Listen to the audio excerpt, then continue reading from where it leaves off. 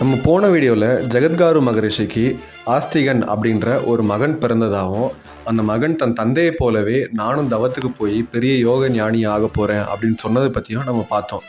அந்த ஆஸ்திகன் அப்படின்றவரோட பிறவி காரணத்தை பற்றி நம்ம ஏற்கனவே பார்த்துருக்கோம். அதாவது பிரம்மன் நாகங்களுக்கு கிடைச்ச சாபத்தை நிவர்த்தி பண்ணுறதுக்காக வேண்டி தான் இந்த ஆஸ்திகன் அப்படின்ற ஒரு குழந்தை பிறந்திருக்கு அப்படின்னு சொல்லியிருக்காரு.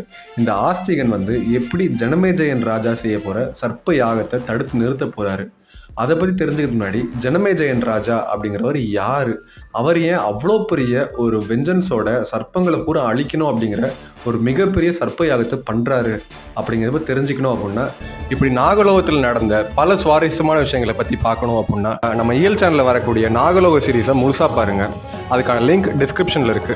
இந்த ஷார்ட்ஸ் உங்களுக்கு பிடிச்சுன்னா ஒரு லைக்கை போடுங்க. அப்படியே நம்ம இயல் சேனலுக்கு சப்ஸ்கிரைபும் பண்ணுங்க, உங்க ஃப்ரெண்ட்ஸ் அண்ட் ஃபேமிலிக்கு ஷேர் பண்ணுங்க.